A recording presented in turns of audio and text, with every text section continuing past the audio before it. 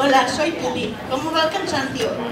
Ahora tengo el gusto de presentaros la segunda y última mesa redonda del día, que lleva por título La persona con discapacidad como ciudadana de la Convención.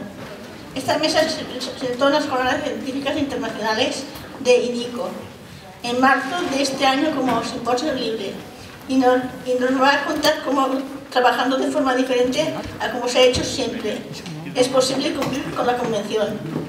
En ella participan doña Susana Soler Peralta, psicóloga y responsable del área de infancia y niñez del proyecto Trébol; don Josep Gilabert Oviedo, psicólogo y responsable del programa de vida independiente del proyecto Trébol; y don Salvador Martínez Cardeña, responsable de recursos humanos de Acosur, técnico del proyecto Trébol desde tiempos inmemorables. Salvador será también el encargado de moderar esta mesa redonda. Salvador, es tu turno. Muchas gracias. Sí, bueno, buenas tardes. Aquí esta es la mesa Trébol, la mesa con la que la organización pretendió difundir, pues digamos, que sus prácticas, sus virtudes, su ilusión, cómo logra, a través de su evolución, lograr transmitir los valores y las prácticas recomendadas, en este caso por la Convención, y que bueno, el planteamiento es sobre, para Trébol y para las organizaciones del sector, qué ha supuesto la Convención, qué rol ciudadano se considera que debe asumir la persona con discapacidad, y que Trébol preconizó los valores de la Convención desde el año 98, ese 95, 98, posteriormente, ese preconizar los valores de la Convención quiere decir pues, que ahora tienen cierto grado avanzado de madurez, de prácticas exitosas, de buenas prácticas, y de también poder responder o dar vías de trabajo o de por dónde hemos de avanzar a las preguntas que esta mañana Borja se hacía con los planteamientos el análisis del aniversario del empleo con apoyo, el impacto en Estados Unidos y demás, y también cuando María Amelia intervenía y decía ¿por qué? Es decir, tenemos que preguntarnos ¿por qué? Sí, ¿por qué existe esa situación actual de práctica para las personas con discapacidad, en los cuales pesa más los mundos alternativos, los mundos paralelos, que la inclusión en la comunidad? Tiene que tener un porqué. La Convención se parece mucho a conversión. Cambian unas cuantas letras y afecta, desde luego, no solamente a los políticos, es un elemento importante, y los responsables públicos concernidos o concernidos, pero también a las prácticas cotidianas que hacemos todos los días en nuestras organizaciones. Lo más importante es cómo y de qué forma eso se está llevando a cabo y se lleva a cabo cotidianamente. Me ha encantado la intervención del presidente de la Mancomunidad cuando ha comentado que Trébol y suerte tiene que ver con ese origen romano, ¿no? Porque de alguna forma Trébol, con su experiencia y su práctica, son una especie de centuriones de la inclusión y de la discapacidad, porque tiene que hacer frente con sus prácticas a quizá algunas partes de interés en los cuales igual las otras partes del sector no la están teniendo en cuenta o no la están considerando. Y como ejemplos, pues vamos a pasar a escuchar y a entender y a ver la trazabilidad de los procesos, los procedimientos con los que Trébol, nos lo va a contar primero Susana, Josep, va a contarnos cómo se busca el cumplimiento óptimo de los valores de la Convención con los niños, las personas, los niños con discapacidad. Primero Susana, y posteriormente Josep intervendrá para explicar cómo se hace con los adultos en toda su generalidad. Yo voy a darle inmediatamente paso a Susana y decir que al final haré una especie de pincelada o puntualizaciones, intentando no repetir, por descontado, lo que aporten como información, buenas prácticas mis compañeros, sino también lo que se ha comentado de momento en las jornadas. Intentaré dar unas pinceladas y que por fin podamos acercarnos a ese gran, a las 8 de la noche, tarde, ¿no?, al 20 aniversario y a disfrutarlo. Así que, sin más, Susana, es tu momento.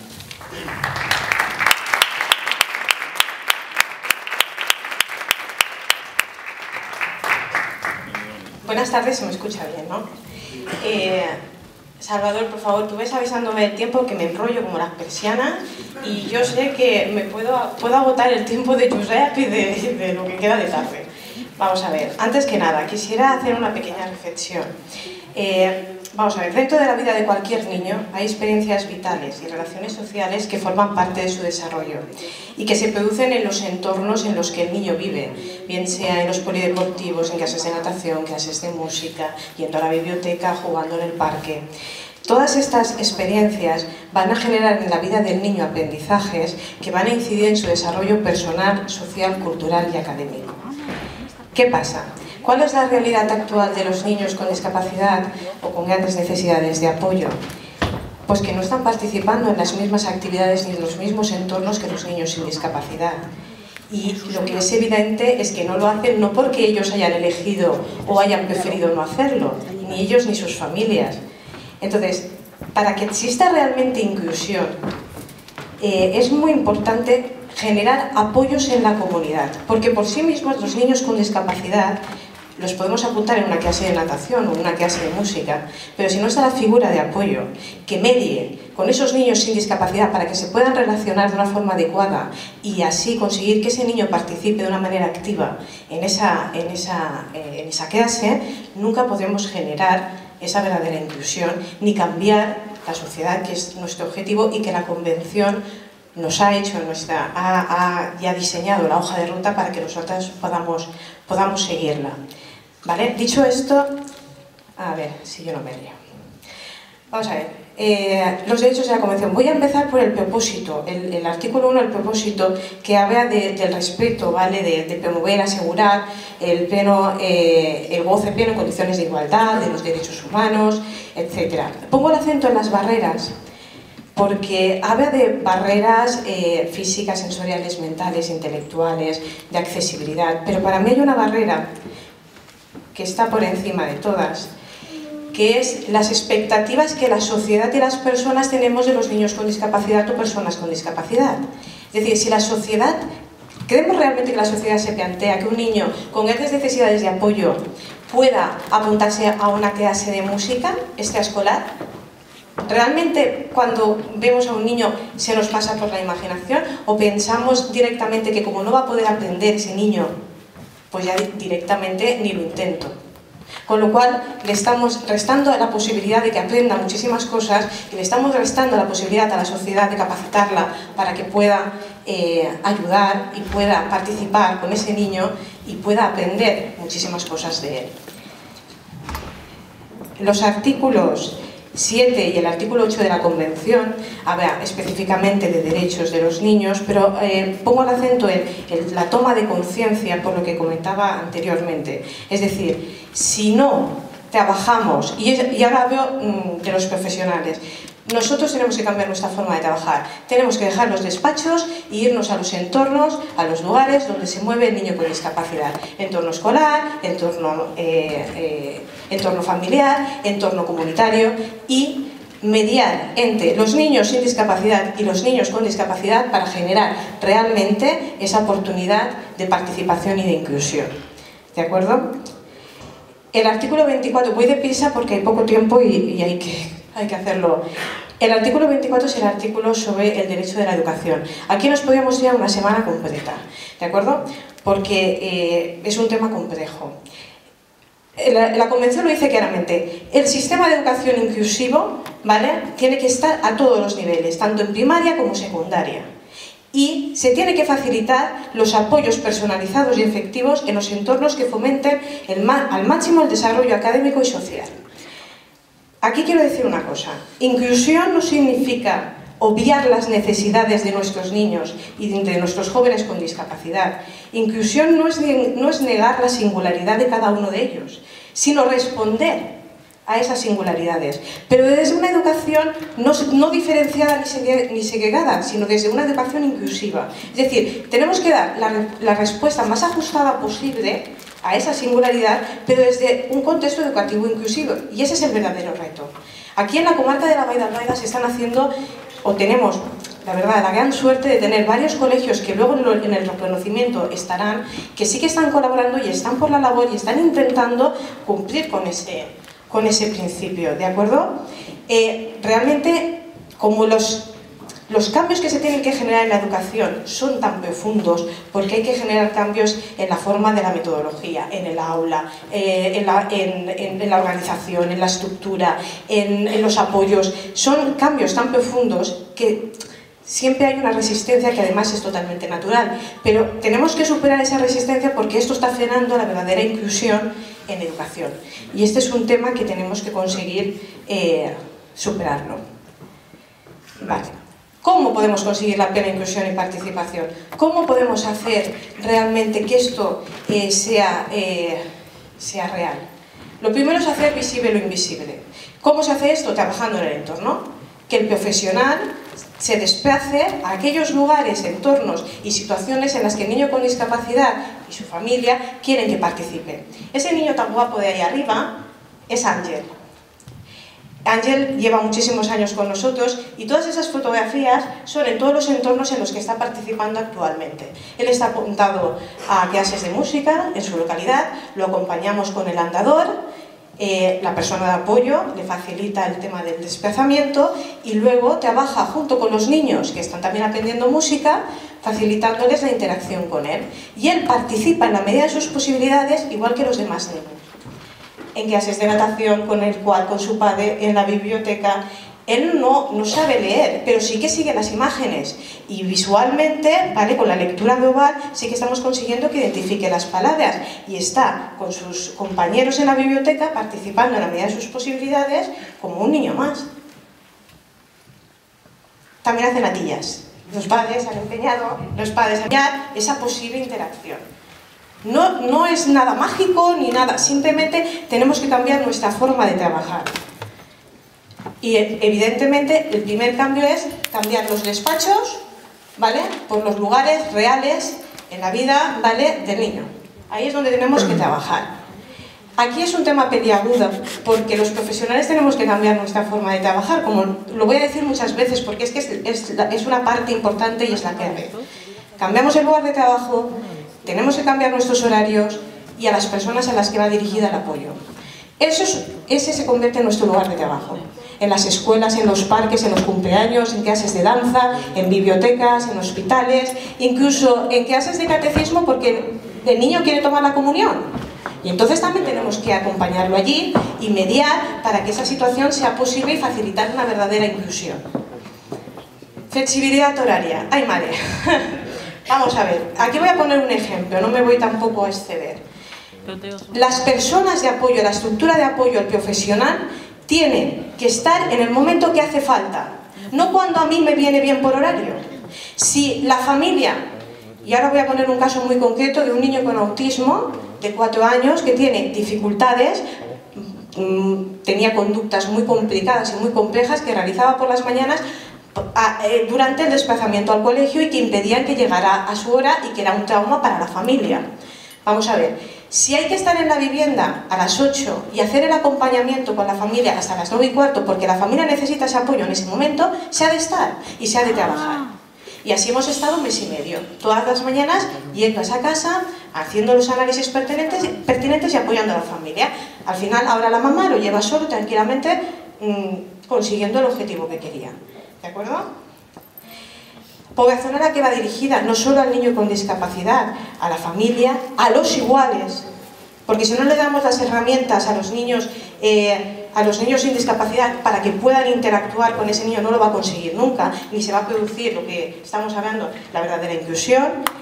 Y también los profesionales y trabajadores de los distintos entornos, con el maestro de catecismo, con el maestro de música, con el profesor de natación. ¿De acuerdo? Esta es la clave, el papel de la persona de apoyo. Es decir, el papel de la persona de apoyo lo que hace es mediar, facilitar, apoyar, enseñar. ¿Para qué? Primero, por una parte, para que los niños sin discapacidad o los profesionales o maestros que van a trabajar con el niño con discapacidad conozcan y entiendan sus dificultades. Y por otro lado, proporcionándoles las herramientas que van a necesitar para que puedan dar ese apoyo y comunicarse con el niño. Con esto van a conseguir que la participación sea real y que haya realmente una relación.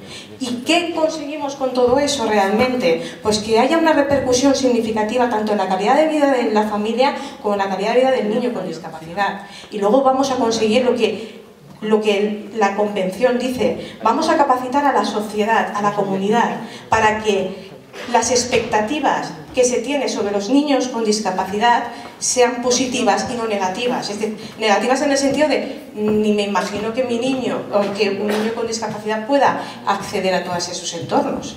¿De acuerdo? Me salta una. El área de infancia, solamente voy a señalar aquí, estos son los objetivos que nosotros pretendemos, pero que nuestra finalidad...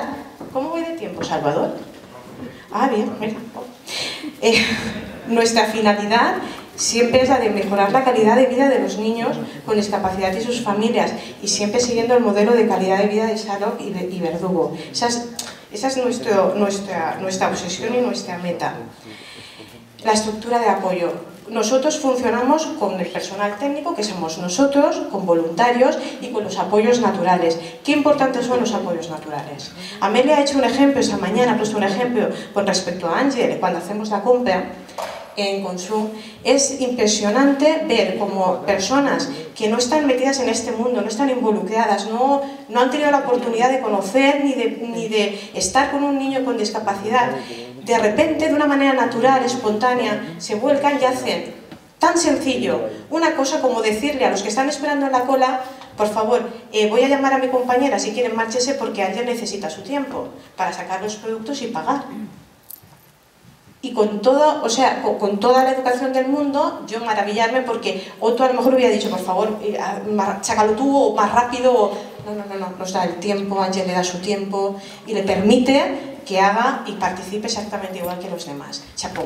Esos apoyos naturales, que por eso los reconocimientos de después son tan importantes, es para dar valor y hacer en valor en todo ese esfuerzo que estos apoyos hacen, ¿de acuerdo?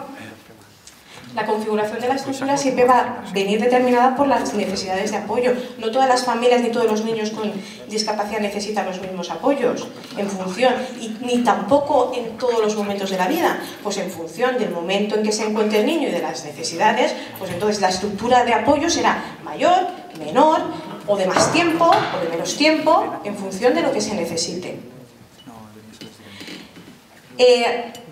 Los bloques de acción, para que entendáis un poco cómo funcionamos, porque claro, nosotros somos un equipo muy dinámico, nos vamos adaptando continuamente a las cosas y a las situaciones. Entonces, he dividido un poco para explicar cómo funcionamos en bloques de acción para que se me entendiera. El tema de las comunicaciones hace referencia que nosotros estamos permanentemente enganchados al teléfono.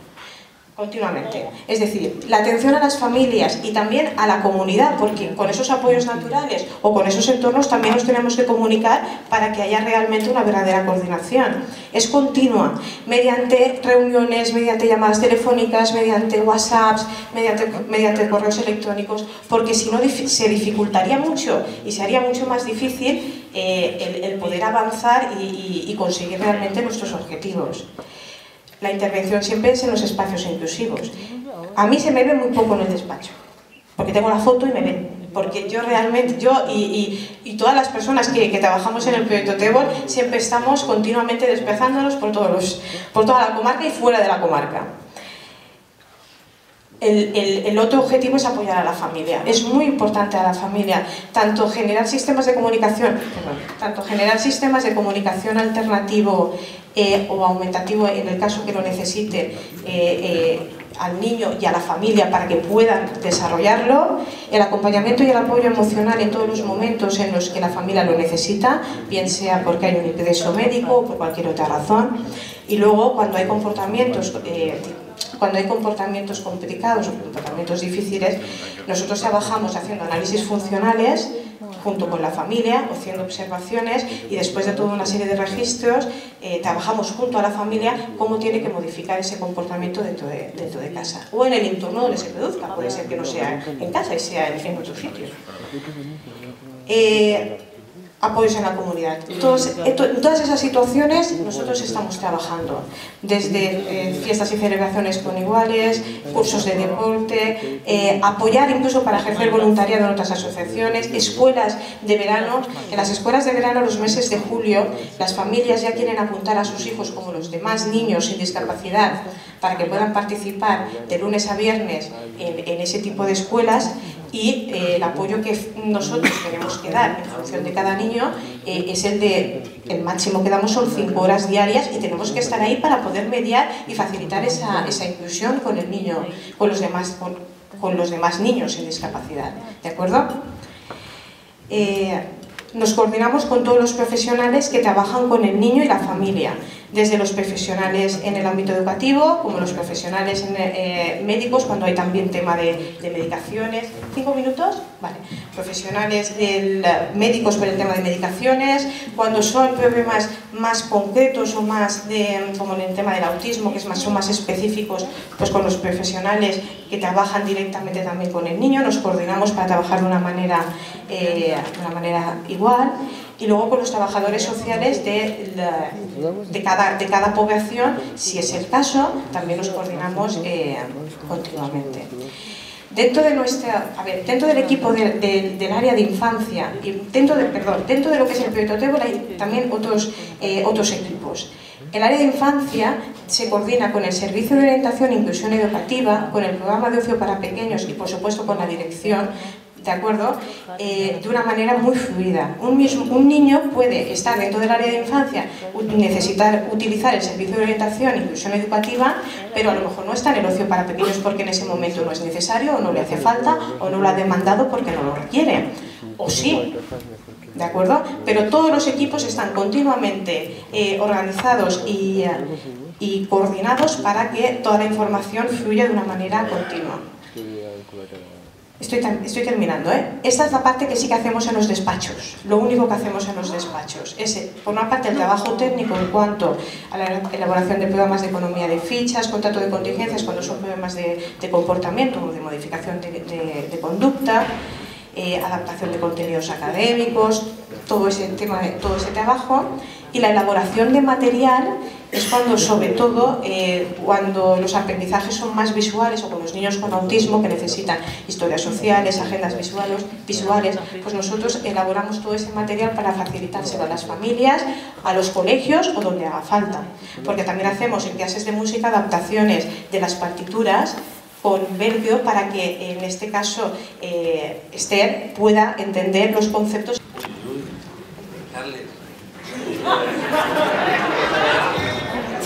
Con papeles y con micrófono.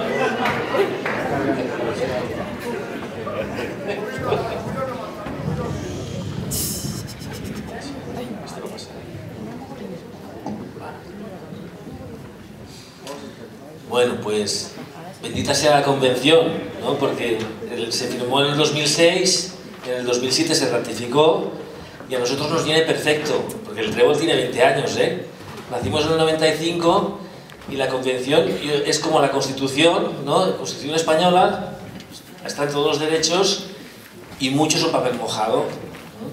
Claro, menos mal que tenemos aquí a gente, nosotros mucha gente, como la que ha participado esta tarde y esta mañana, que estamos empeñados en que la Convención no sea la Constitución de papel mojado, sino que se pueda, las personas con discapacidad la puedan, ¿cómo diríamos? Que se pueda favorecer, ¿no?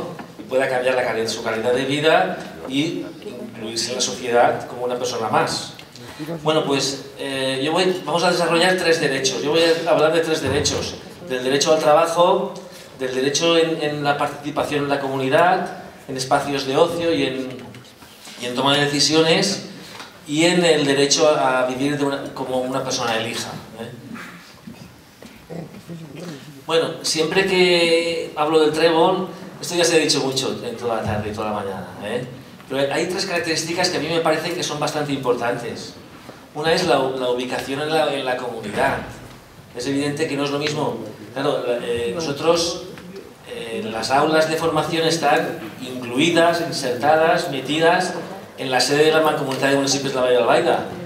Y allí hay otros despachos, otras oficinas, gente que viene, gente que sube, y estar incluido en la comunidad, eso es muy importante, porque hace que seamos todos igual.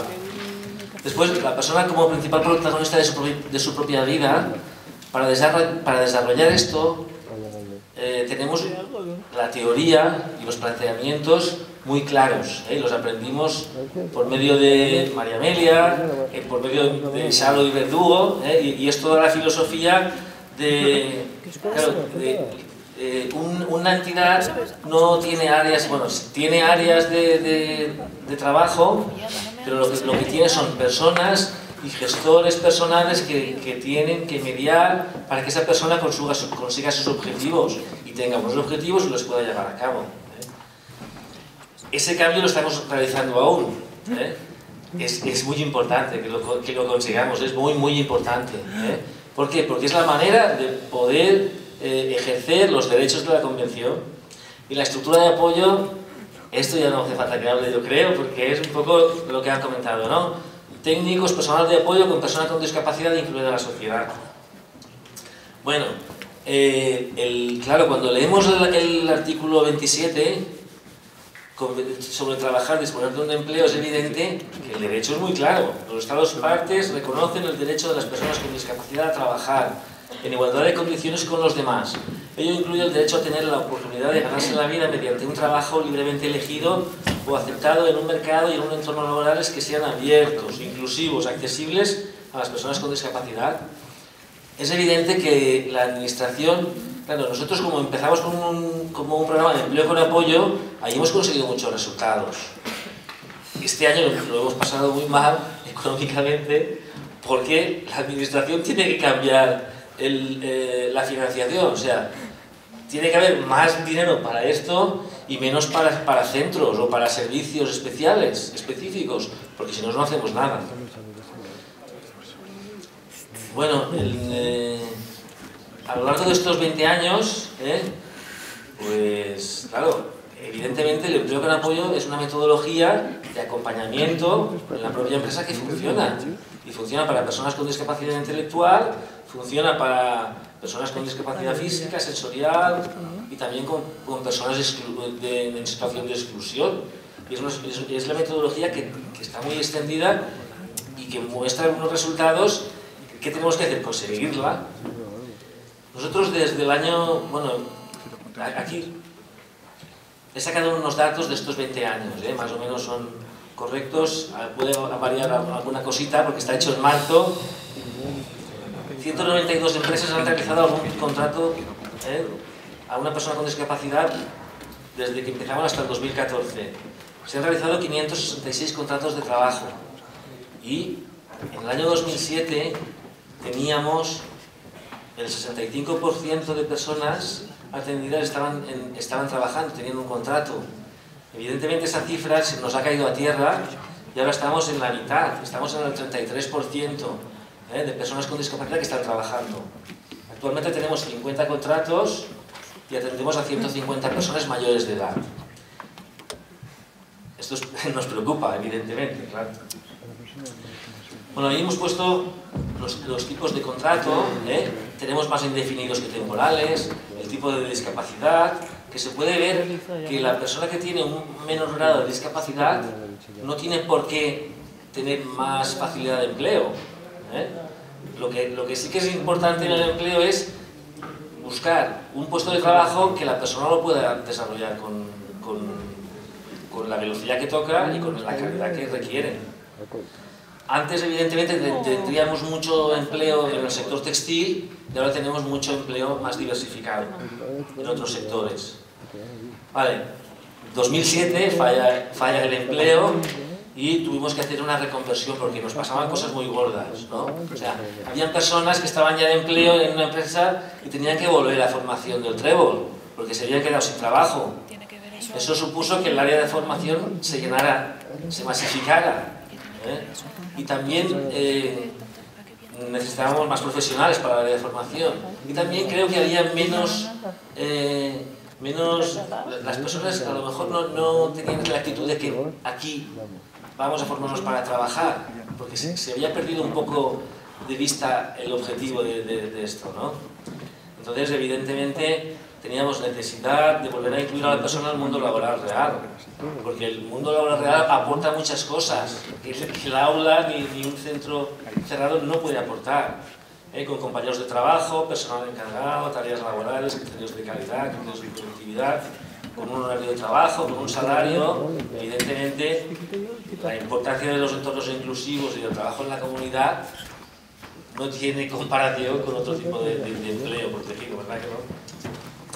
Bueno, y con esa adaptación al mercado de trabajo tuvimos que diversificar la formación, o sea, realizar muchos talleres de formación para que la persona pudiera elegir. A partir de ahí, bueno, trabajamos consensuadamente los contenidos de cada taller para que pudiera ser una formación real, importante y darle importancia. Y a partir del año pasado desarrollamos las prácticas rotativas en empresas, que no son un contrato, pero sí que aportan mucho aprendizaje a la persona y mucho entender que el objetivo final es encontrar un puesto de trabajo en una empresa ordinaria. Bueno, pues creo que el tema del empleo ya lo he desarrollado. Muy bien, ¿el tiempo, Salvador? Muy bien. Vale. Es evidente que si nos quedamos en el 33% de personas que vienen al Trébol que pueden conseguir un empleo, es evidente que hoy nos falta mucho.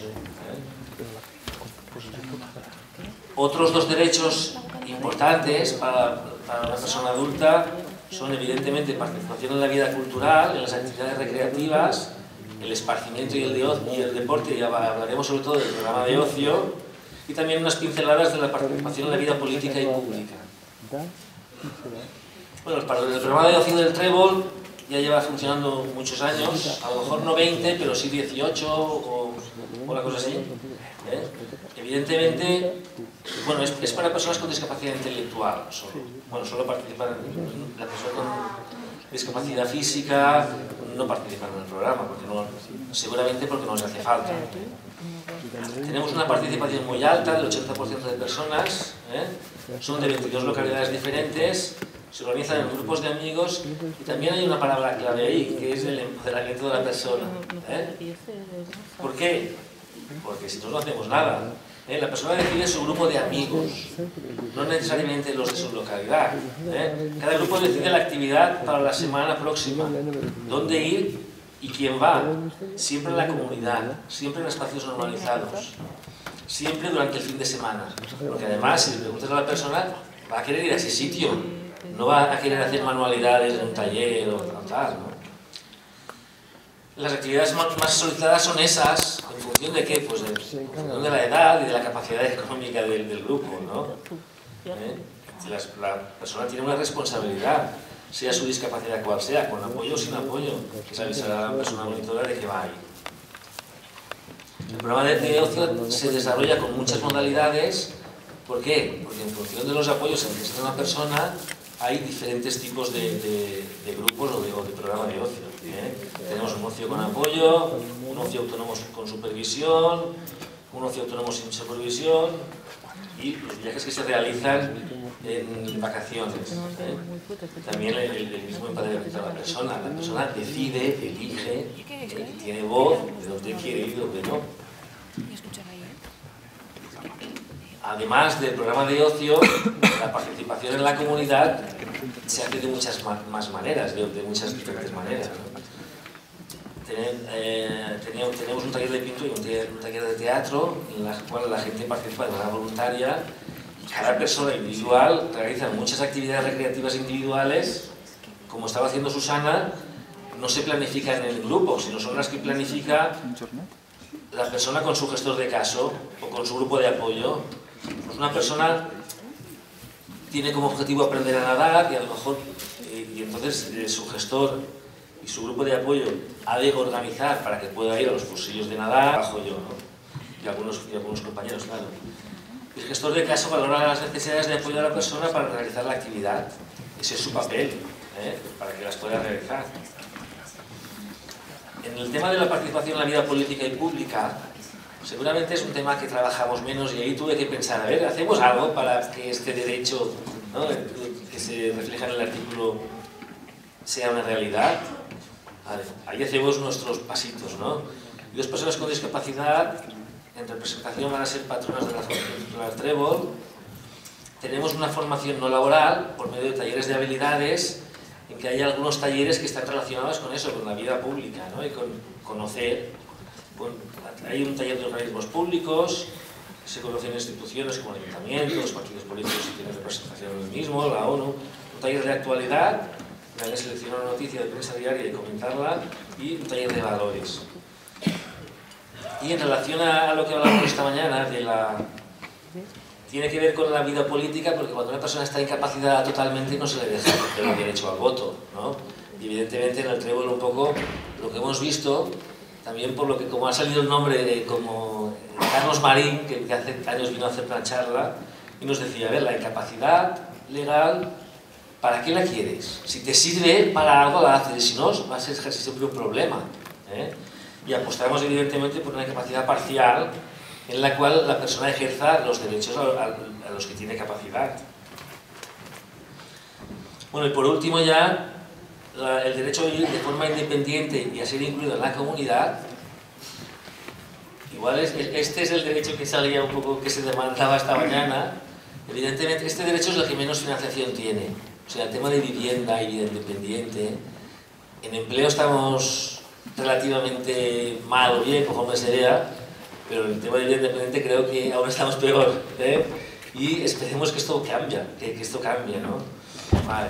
Evidentemente ahí, el artículo dice: los Estados partes en la presente convención reconocen el derecho en igualdad de condiciones de todas las personas con discapacidad a vivir en la comunidad, tengan la oportunidad de elegir su lugar de residencia y dónde y con quién vivir, en igualdad de condiciones con los demás, y no se vean obligados a vivir con arreglo a un sistema de vida específico, tengan acceso a una variedad de servicios de asistencia domiciliaria, residencial y otros servicios de apoyo de la comunidad, incluida la asistencia personal, que sea necesaria para facilitar su existencia y su inclusión en la comunidad y para evitar su aislamiento y su separación de esta.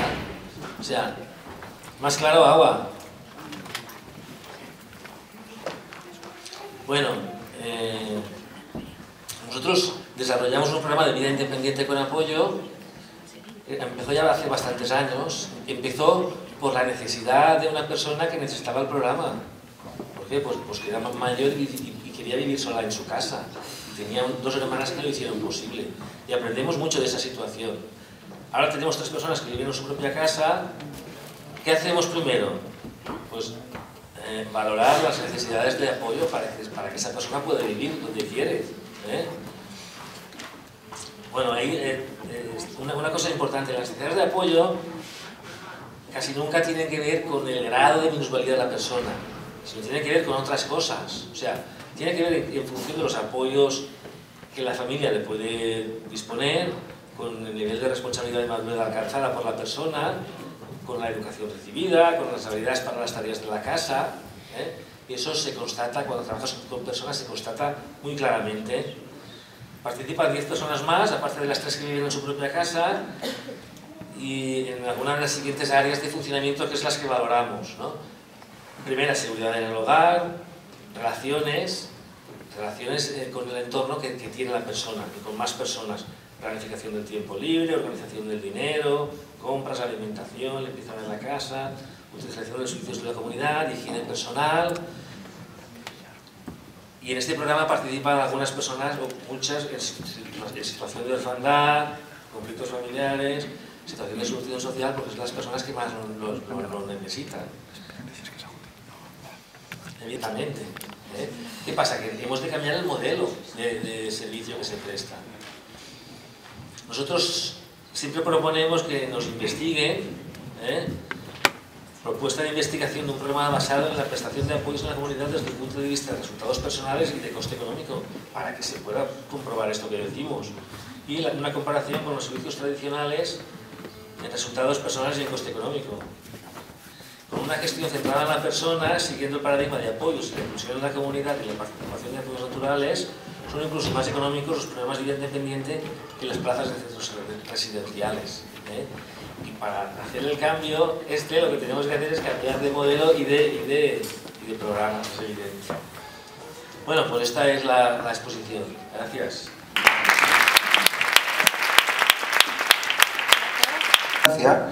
Y percibimos las virtualidades de la práctica, los valores de la gente de Trébol, pues definir un poco en qué situación y en qué contexto se encuentra.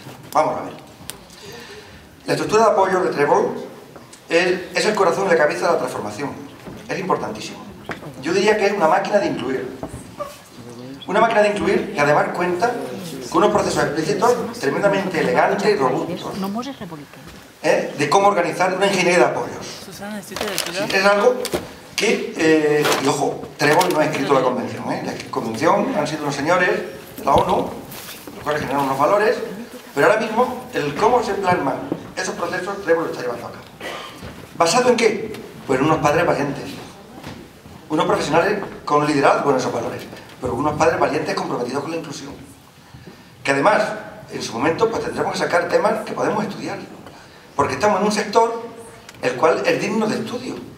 Es decir, tenemos un sector que genera solamente un 10% de inclusión y un 90% de segregación. Pues ese sector podemos hacer análisis forenses, esto que es historia, y está ahí, de que lo que realmente tendrán es procesos para hacer lo contrario. Sí, hay que descubrir exactamente qué es lo que se hace para lograr el efecto contrario a lo que dice la Convención. Entonces, eso, con un buen afán científico, pues tendremos que estudiar el por qué en Estados Unidos el 75% van a unidad de día, y desde luego vamos a descubrir exactamente a la luz del espejo de la Convención qué es lo que están haciendo los demás, hombre, para hacer lo que nosotros podemos llamar un benchmarking, es decir, un aprender de los otros inverso. Igual, usualmente el benchmarking es aprender de los mejores, pues nosotros vamos a intentar aprender qué no hacer, algo más. Y es interesante para la hora de exponer y de llevar a cabo algo que la maquinaria de Trébol tiene incorporado. Mira, Trébol logra formar, vamos a reducirlo a máquinas, ¿no? Una triada con la familia. Existe la persona con discapacidad, el padre o la madre y un gestor de apoyo, que vamos a englobarlo con Trébol. Trébol, asimismo, es una máquina interna, en el que hay una triada con la propia organización para que desde la alta dirección se comulgue, se lleve a cabo y se ejecuten los valores de la Convención. Pero es que Trébol ha incorporado un factor rompedor que muchas organizaciones no han tenido la valentía ni la visión de incorporarlo, y es el factor revolucionario de incorporar el empleo. Porque en la inclusión escolar se puede tener postureo inclusivo, que lo hacen muchos, pero en la inclusión laboral no. En la inclusión laboral no tiene más remedio que incorporar a la empresa y las organizaciones, y el caos del mundo lo metes dentro de tu organización. Caos o cambio, y tienes que abordarlo. Y al mismo tiempo, Trébol hace otra cosa. Incorpora a los responsables públicos concernidos, porque además lo tienen en su médula. Sí, te he dicho que son como los centuriones de la inclusión, con el ejemplo romano del Trébol, la suerte y demás. Y es verdad, es la mancomunidad. Pero claro, hay que coger y decir, oiga, señora de educación, cuidado, le estamos viendo. A ver cómo tiene que cambiar para incorporar a las personas con discapacidad. Las que tiene Trébol y las que vengan, porque se van a seguir produciendo. Señores de empleo, cuidado que le acabamos de ver. Usted dice A y está haciendo lo contrario. En algún momento alguien puede pedirle cuentas. Y a bienestar social o a empleo, alguien le puede recordar que para que las personas estén activas, lo primero que hay que hacer es creer en ellas, ponerlo en marcha, es que puedan estar en entornos normales, y eso Trébol lo tiene. Es decir, tiene como un pentáculo, como 5 puntos, con procesos y maquinarias precisas para producir la inclusión. Y que tiene que haber un equilibrio y un impacto.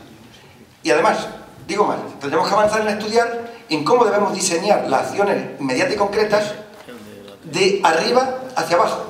Es decir, primero tenemos que saber dónde queremos que debe estar la persona de acuerdo con la edad, y tenemos que diseñar la acción continua y directa para la inclusión laboral, la escolar y demás, en este caso, de abajo arriba. Y eso va a hacer bastante ineludible a los poderes públicos, a los responsables concernidos, en el que algo tiene que cambiar. Claro, la convención en ese sentido pues era una especie de fotocall. ¿Sabéis lo que era un fotocall, no? Eso que se pone la gente con la foto y le asoma la cara, ¿no? Pues ahora, todas las organizaciones, todos los centros, todos, pasan por el fotocall de la convención. Pero la foto que le hacen es de triángulos, ¿eh? No solamente la cara. Y decir, nos gusta. Por ejemplo, CERMI le ha dado el premio a la S y ha reconocido que el empleo con apoyo es el único sistema con el que se puede conseguir el artículo 27. Entonces yo digo, ¿y a qué se dedican? Entonces, sí, con el artículo 27 y el empleo con apoyo es la única forma de llegar. ¿Qué están haciendo el otro 75% de Share for Women? Bueno, pues estos son elementos que la práctica coordinada de la máquina de inclusión, de la estructura de apoyo, de Trébol, basado en los padres valientes, en unos liderazgos claros y demás, pues está transformando, porque ahora mismo esta es la meta que muchos desean conseguir. Y Trébol tiene la foto, la acción, los procesos. Lo que tenemos que continuar es para que en los próximos 20 años, mediante la visibilidad, como comentaba Susana, mediante el exigir el cumplimiento de los derechos, sí logremos que nadie pueda obviar a las personas con discapacidad. Hasta ahora, si analizamos los mitos, los errores, las falsedades, las contradicciones, las medias verdades que emanan de afirmaciones o prácticas de la familia, de los padres, de las personas con discapacidad quizás, de los centros de servicio, del enfoque de la cura, del empleo protegido, etcétera, pues vamos a descubrir, señores, que esto hemos de cambiarlo. Y Trébol ahí es un modelo de práctica exitosa y de buena práctica para avanzar en el camino. Y con esto, pues yo creo que damos por concluida la presentación.